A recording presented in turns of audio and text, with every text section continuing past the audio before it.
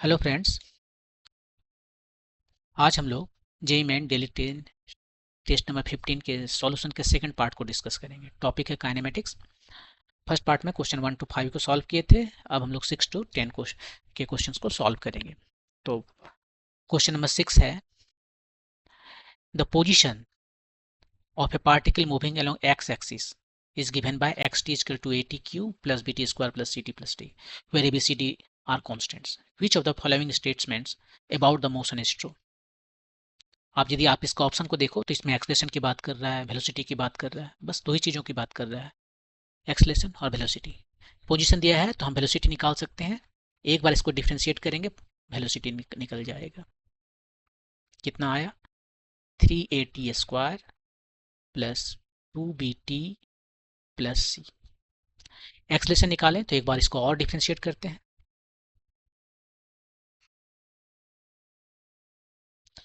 यहाँ से हो गया 6at प्लस 2b, ये हो गया। तो वेलोसिटी और एक्सलेशन हमें पता हो गया। अब यही दोनों को देख देख कर हमें जो भी ऑप्शन सही है उसको बताना है।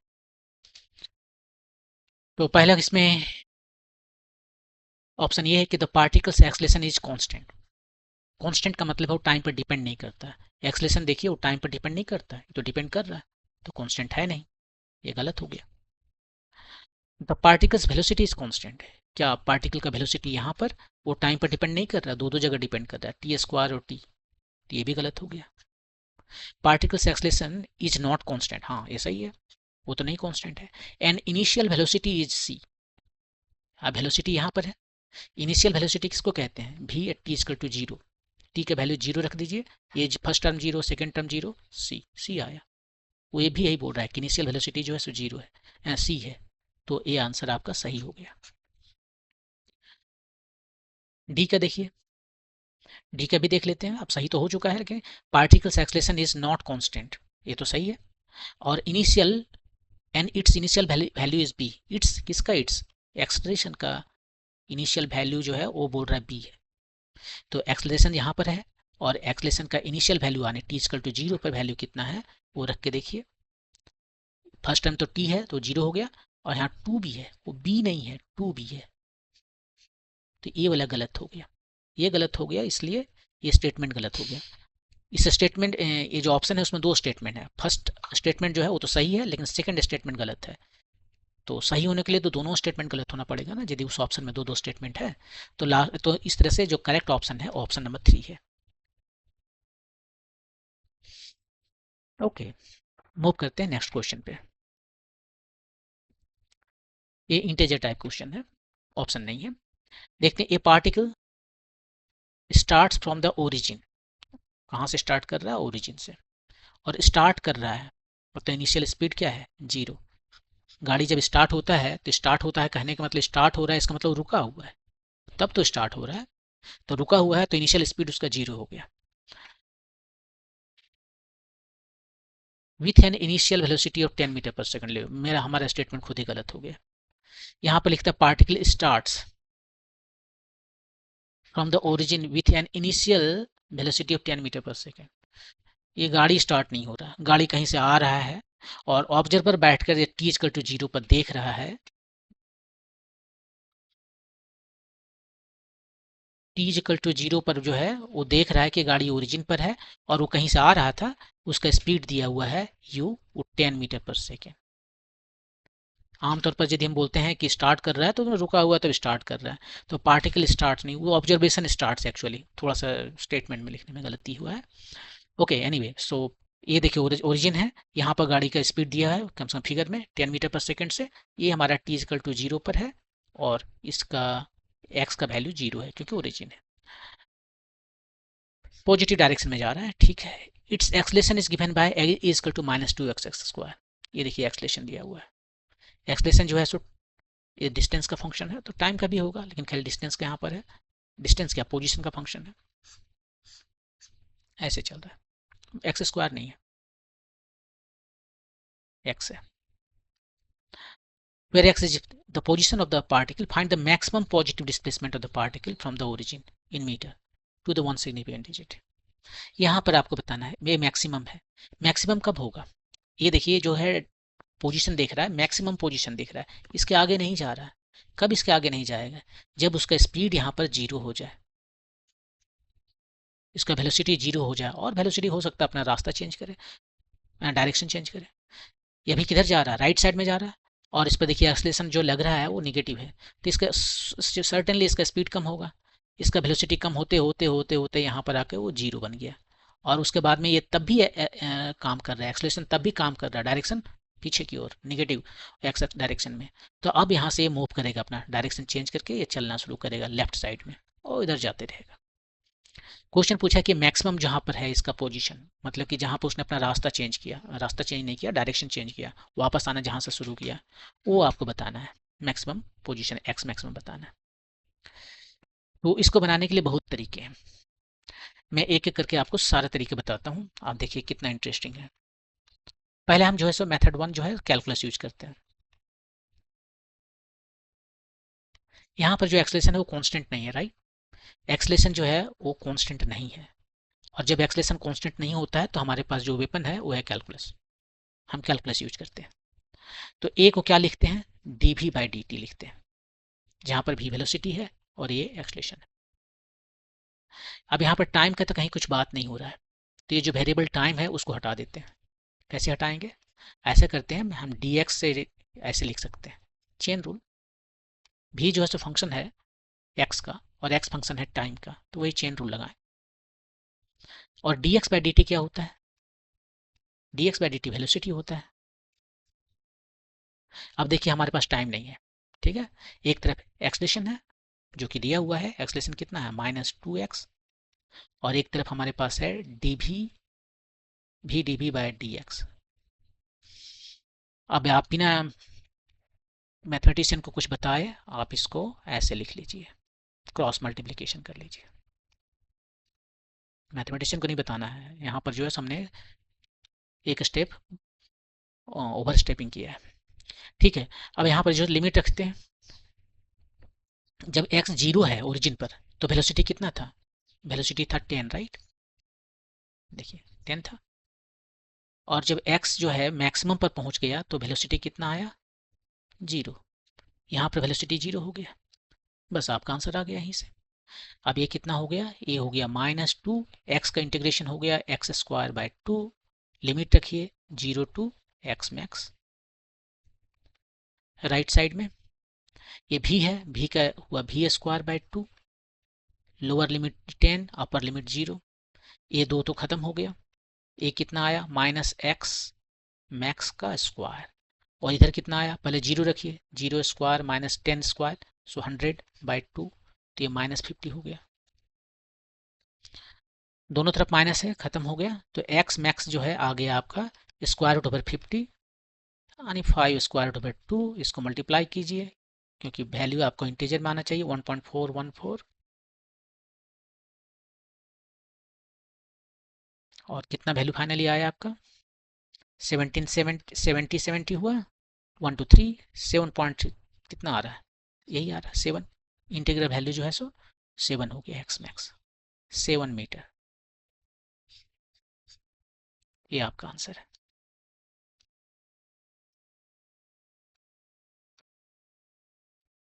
तो यह 7 मीटर आपने जो निकाला, ये मेथड 1 से निकाला, जहां पर कि आपने कैलकुलस देखा। अब जो है सो हम दूसरा मेथड बताते हैं, मेथड 2।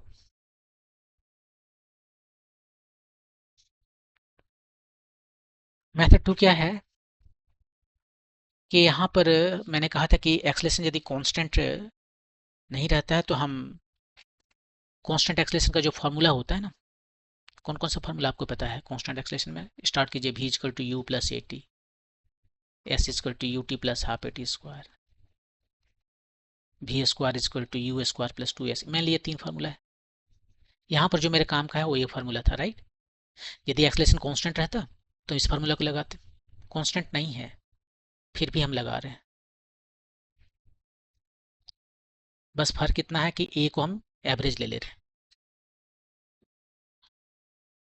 तो वेलोसिटी यहाँ पर क्या है? फाइनल वेलोसिटी, वो इस फिगर में देख के बता ही सकते हैं कि फाइनल वेलोसिटी जो है सो 0 है, इनिशियल वेलोसिटी 10 है और एक्सलेशन जो है सो -2x है, कांस्टेंट नहीं है। कहीं यहाँ लिख देते हैं एक्सलेशन जो है -2x है। तो ये भी फाइनल स्पीड 0, इनिशियल स्पीड 10 है, +2 एक्सलेशन की जगह पर हमने ये लिखा है एवरेज एक्सलेशन, और ये x हमें निकालना है, ये x मैक्स है, डिस्टेंस जो है x मैक्स है। ठीक है, तो यहाँ पर इसको लिख सकते हैं 100 is equal to -2 times acceleration का एवरेज x मैक्स। अब हमें एक्सलेशन जो है उसका एवरेज निकालना है। यहाँ पर एक्सलेशन जो है सो x का फंक्शन है ना, देखिए, और वो लीनियर फंक्शन है। लीनियर नहीं होता तो भी काम करता, लेकिन लीनियर है तो हम क्या करते हैं, इसका एवरेज निकालने के लिए लीनियर में हम क्या करते हैं, इनिशियल और फाइनल शुरू में यानी एक्स इक्वल टू 0 पर ए का value at x equal to 0 पर ओरिजिन पर, प्लस इसका value at x equal to x max पर कितना है, ये दोनों को ऐड करते हैं और 2 से डिवाइड करते हैं, यही एवरेज है। लीनियर के केस में ऐसे एवरेज निकालते हैं। लीनियर नहीं होता, यहाँ पर एक्स स्क्वायर होता है तो उसके निकालने के लिए दूसरा तरीका है, उसका भी एवरेज निकाल सकते हैं। तो यहाँ पर ए एक्स इक्वल टू 0 पर कितना है, ये 0 हुआ। ये यहाँ पर कितना है, ये हो गया -2x max whole divided by 2, आया कितना आपका -2, 2 तो खत्म हो गया, x मैक्स आया।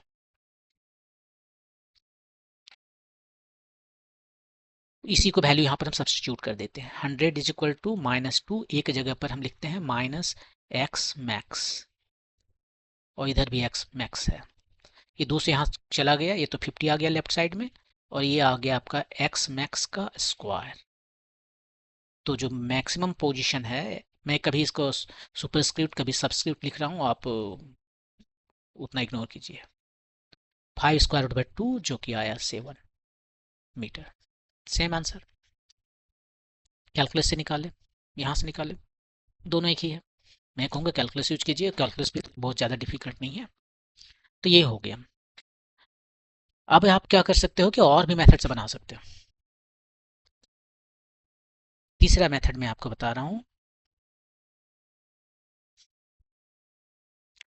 तीसरा मेथड कौन सा है, मेथड में यहाँ पर वर्क एनर्जी थ्योरम लगाऊंगा इसमें, वर्क एनर्जी थ्योरम। जो लोग अभी स्टार्ट किए हैं पढ़ना, क्लास 11 में है, उसे भी नहीं पता होगा वर्क एनर्जी थ्योरम, यदि आपने वर्क और एनर्जी चैप्टर नहीं पढ़ा है तो आप इस मेथड को जानने के लिए थोड़ा देर वेट कर लीजिएगा। तो वर्क एनर्जी थ्योरम ये कहता है कि work done by all external forces equal to change in kinetic energy. यहाँ पर एक्सलेशन कितना लग रहा है, -2x।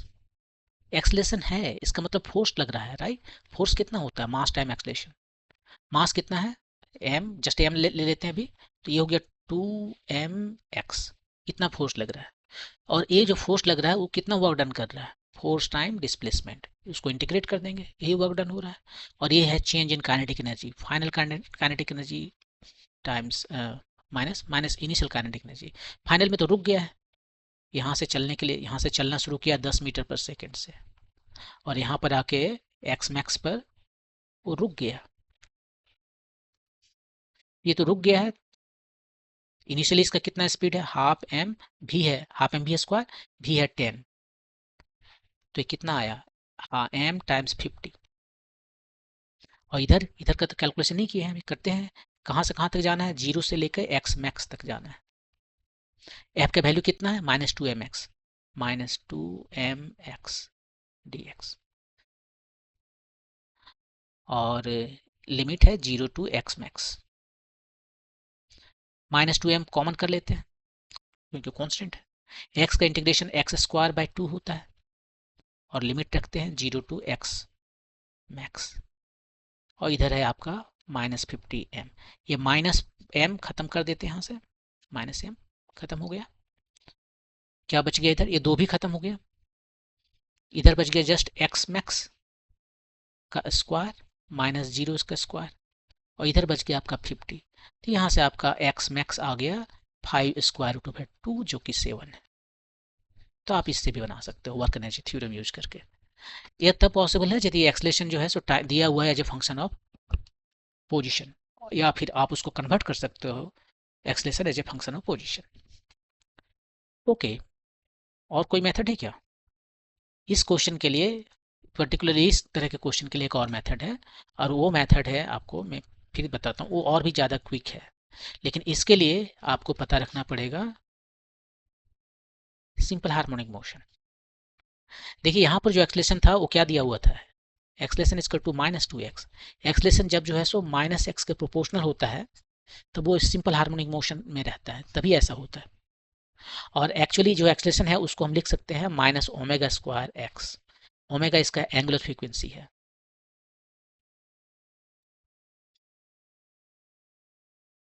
जिसको हम ओमेगा को 2π/t भी लिखते हैं, 2π/T। टी जो है सो पीरियड ऑफ ऑसिलेशन है।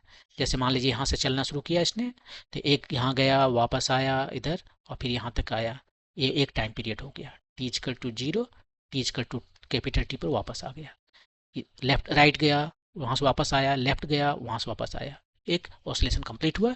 तो एक ऑसिलेशन कंप्लीट करने में जो टाइम लगा वो पीरियड ऑफ ऑसिलेशन है, T। और ये एंगुलर फ्रीक्वेंसी ओमेगा 2π/T होता है। तो ये सिंपल हार्मोनिक मोशन है।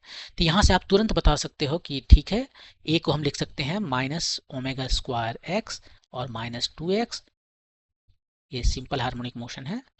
तो यहाँ से ओमेगा का वैल्यू आ गया आपका √2।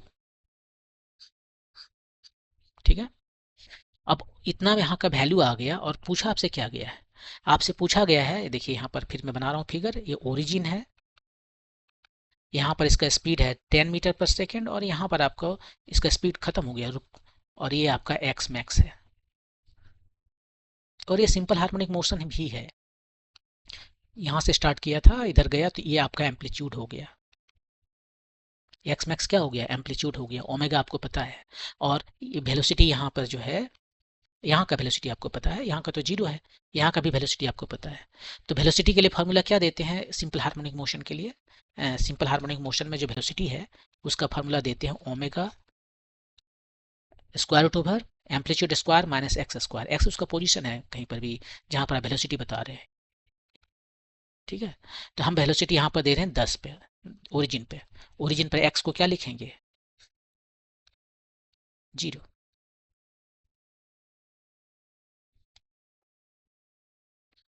ठीक है, ये 10 हो गया।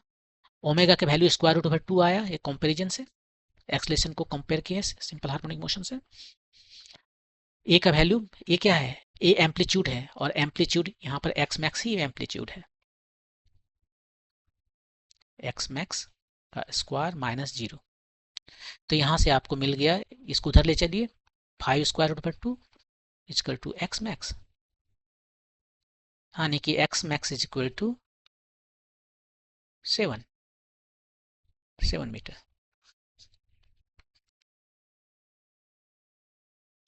तो आप इसे ऐसे भी बना सकते हैं।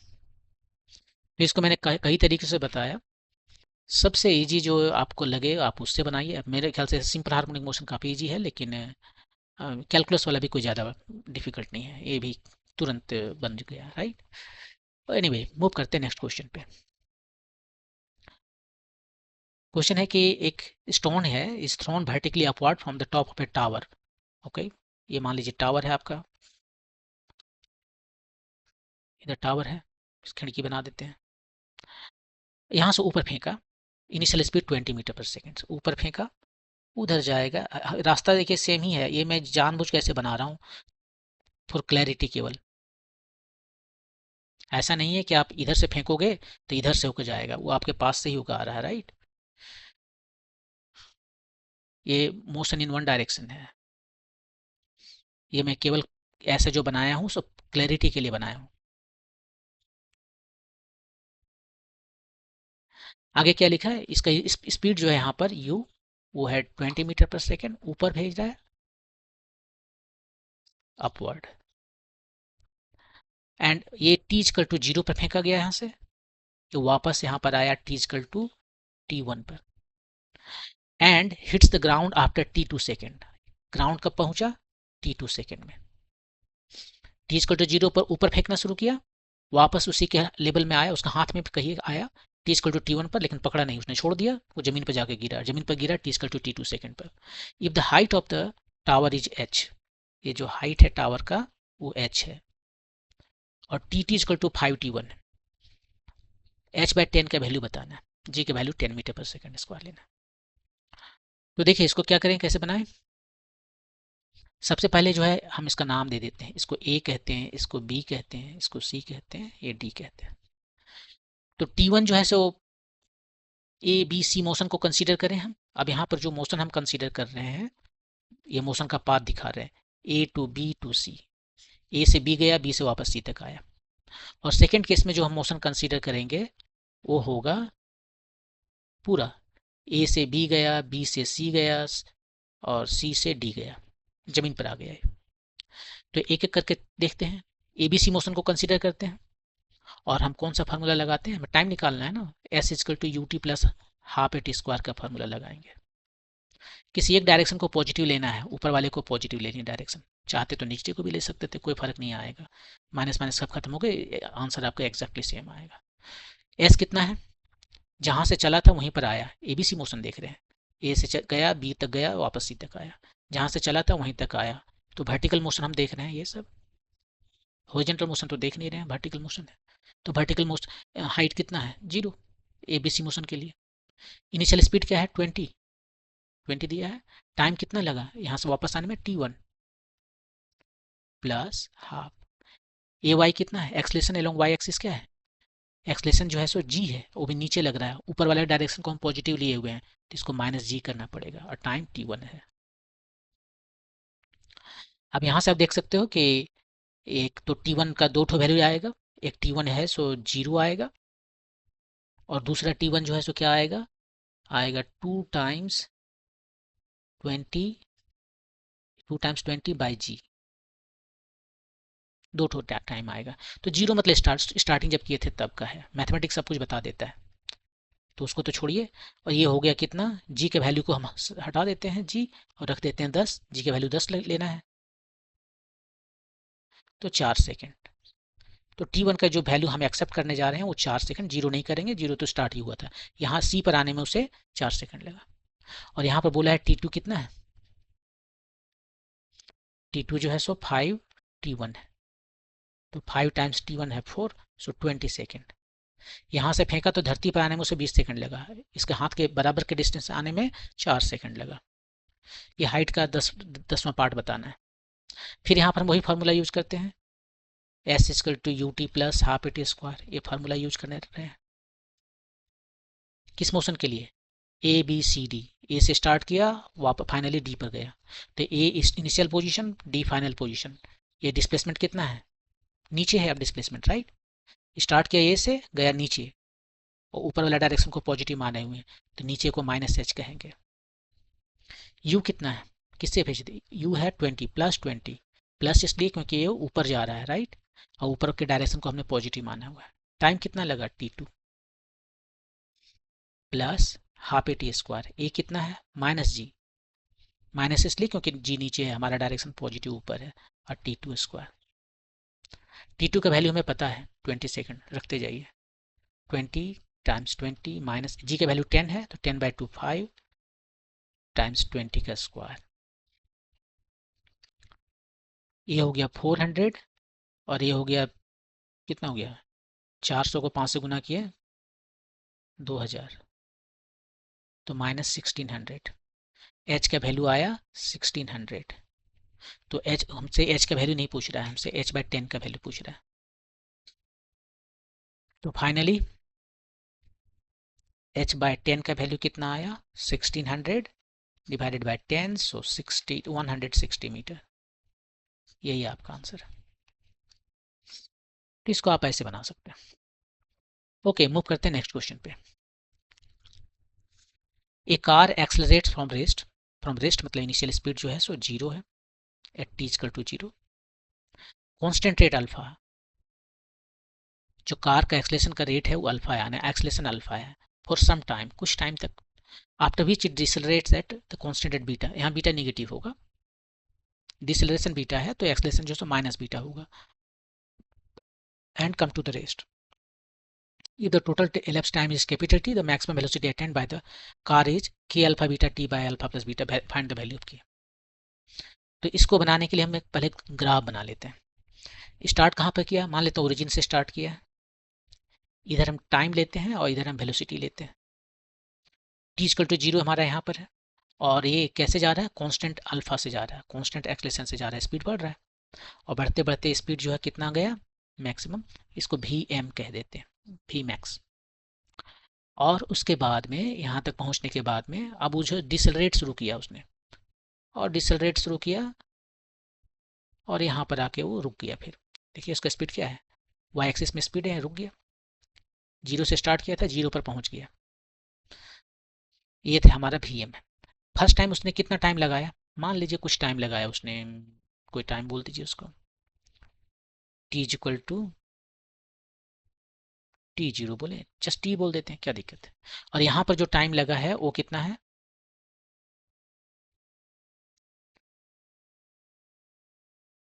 यहाँ पर जो टाइम लगा है वो है कैपिटल टी, टोटल टाइम। ये टी इक्वल टू 0 से यहाँ तक आने में कोई टाइम लगा जिसको टी मान लिया, और यहाँ पर जो कैपिटल टी लगा। अब हमें निकालना है ए वी एम का वैल्यू। तो वी एम कैसे निकालें, हम ऐसे करते हैं, हमारे पास दो मोशन है, ओ टू ए और ए टू बी, दोनों को अलग अलग हम इसको कंसीडर करते हैं, एक एक्सेलरेटेड मोशन और एक रिटार्डेड मोशन। एक्सेलरेटेड मोशन है बिटवीन ओ एंड ए, और इधर हमारा है डिसेलरेटेड मोशन या रिटार्डेड मोशन, जो जाता है ओ टू बी। इसको देखें, यहाँ पर v equal to u plus a t का फार्मूला लगाते हैं। ये फार्मूला लगा सकते हैं क्योंकि ए कांस्टेंट है, अल्फा जो है यहाँ पर एक्सलेशन है जो कि कांस्टेंट है। तो इस फार्मूला को हम, यहाँ पर एक्सलेशन जो है वो माइनस बीटा है, वो भी कांस्टेंट है, तो हम बिंदास लगा सकते हैं। तो v कितना है, final velocity v m, initial velocity 0, acceleration alpha, time कितना लगा यहाँ से तक आने में, स्मॉल टी। तो स्मॉल टी का टाइम आप निकाल सकते हो, v m by alpha. Small t हमने अपने से एज्यूम कर लिया था, उसका टाइम निकाल लिया, यहाँ पर काम आएगा। अब ए टू बी हम मोशन कंसीडर करते हैं, फिर हम फार्मूला लगाएंगे v equal to u plus a t का, ये फार्मूला हम यूज कर रहे हैं। फाइनल वेलोसिटी क्या है 0, इनिशियल वेलोसिटी क्या है यहाँ पर ए पर वी एम, प्लस एक्सलेशन कितना है माइनस बीटा, टाइम कितना लगा ए से बी तक आने में, टाइम कितना लगा, यहाँ 0 ओ से बी तक आने में टाइम लगा कैपिटल टी, ओ से यहाँ तक आने में टाइम लगा टी, तो यहाँ से यहाँ तक आने में जो टाइम लगा है वो capital t minus small t. तो यहाँ पर जो है सो 0 is equal to v m minus beta capital t, a small t को वैल्यू यहाँ पर रख देते हैं, v m by alpha. Simplify कीजिए, आपको वी एम का वैल्यू मिल जाएगा, 0 is equal to v m minus beta t minus minus plus beta v m by alpha. V m को एक तरफ कलेक्ट करते हैं और बीटा टी को एक तरफ ले आते हैं, v m 1 plus beta by alpha, इसको आप लिख सकते हो alpha plus beta by alpha, और क्रॉस मल्टीप्लिकेशन करके भी हम लिख सकते हो alpha beta t by alpha plus beta. ये आपका आंसर है, लेकिन आंसर में पूछा है कि इसको कंपेयर कीजिए के alpha beta by alpha plus beta से, और के वैल्यू बताइए। इसको कंपेयर करना है के times alpha beta t by alpha plus beta से, के वैल्यू कितना है 1 है, यही आपका आंसर है।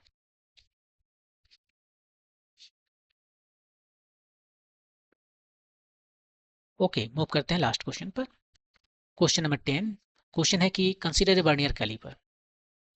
एक वर्नियर कैलिपर है, main scale has 1 millimetre division, इसको हम ऐसे लिखते हैं 1 मेन स्केल डिवीजन का लेंथ कितना है 1 मिलीमीटर दे दिया है।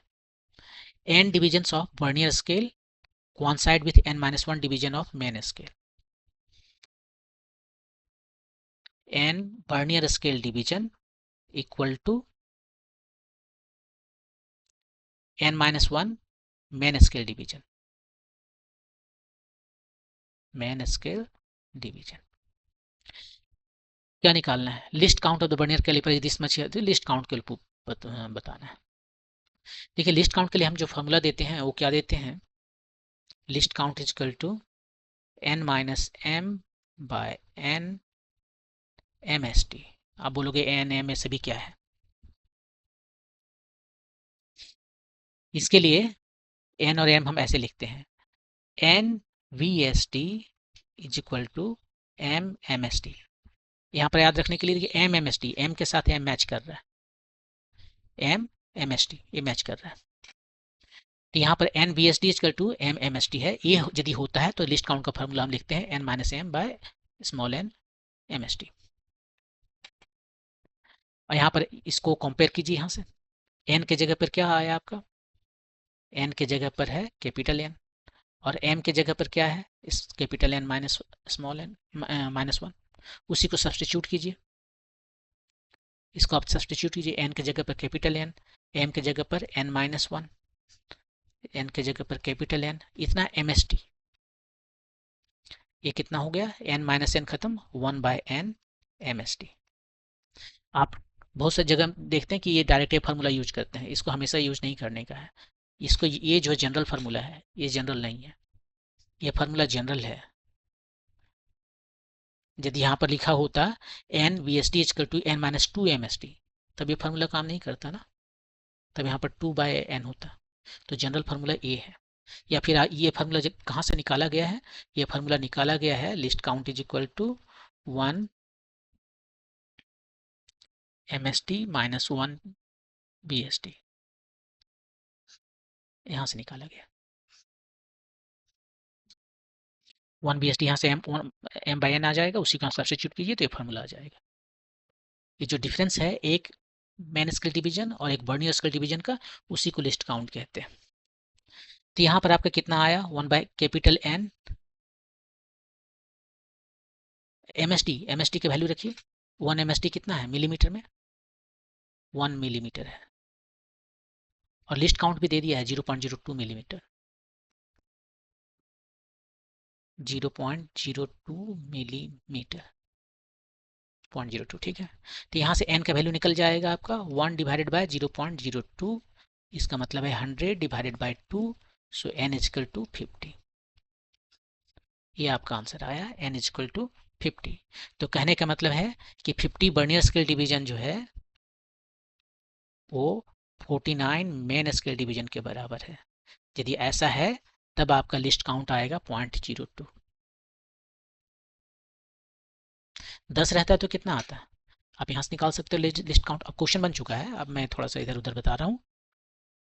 यदि हमारा ऐसे रहता है 10 वर्नियर स्केल डिवीजन जो है वो 9 मेन स्केल डिवीजन का रहता है, तो लिस्ट काउंट कितना आता है, यहाँ से रख देते हैं। ये दोनों का डिफरेंस है, देखिए n माइनस एम यहाँ पर जो है दिख रहा है, n और m डिफरेंस है, 10 minus 9 divided by 10 times m s d तो 1 मिलीमीटर ले लेते हैं, तो ये 0.1 मिलीमीटर आया। ये 0.02 था, इससे जो है कितना 20 टाइम्स कम था ना, 20 नहीं, हाँ इसको 20 से डिवाइड करना पड़ेगा, राइट, 20 से डिवाइड करना पड़ेगा ना, 50 से डिवाइड करना पड़ेगा।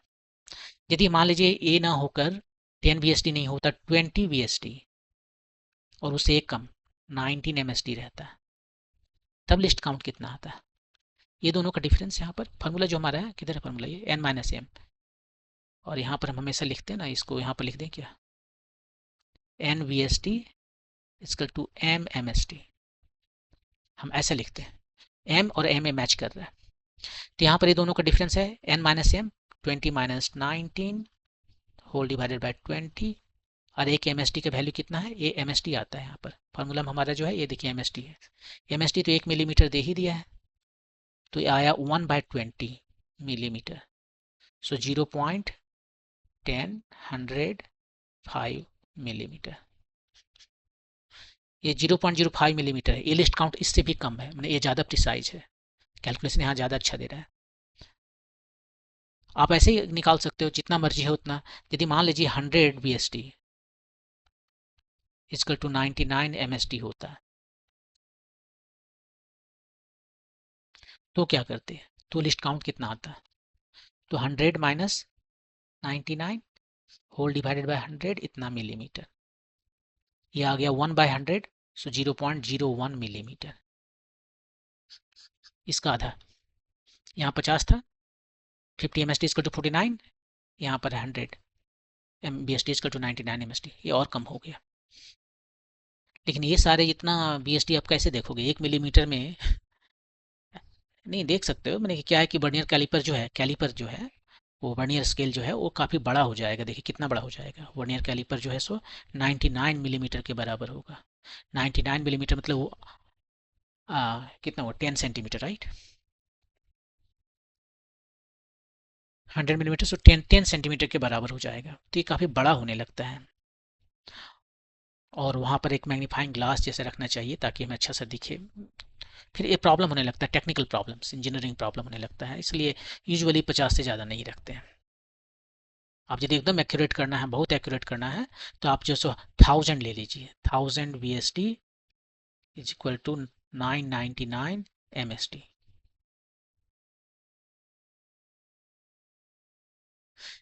तो फिर आपका लिस्ट काउंट कितना आएगा, 1000 माइनस 999 बाय 1000, 0.001, इतना mm आता है। इस सब में प्रॉब्लम क्या होगा कि कौन सा वर्नियर स्केल का कोई डिवीजन मैच कर रहा है मेन स्केल के साथ में, वो देखना मुश्किल पड़ जाएगा, क्योंकि यहाँ पर देखिए लिस्ट काउंट बहुत छोटा हो गया है। एनीवे, तो इस तरह से आप लिस्ट काउंट निकाल सकते हो। तो ये था क्वेश्चन नंबर 10 और लास्ट क्वेश्चन इस वीडियो का। नेक्स्ट वीडियो में हम लोग नेक्स्ट प्रॉब्लम सेट का सॉल्यूशन को डिस्कस करेंगे। कोई डाउट हो तो कुछ कमेंट सेक्शन में श्योरली लिखिए। कोई कमेंट देना हो, सजेशन देना हो, वो भी आप लिख सकते हो। Thank you.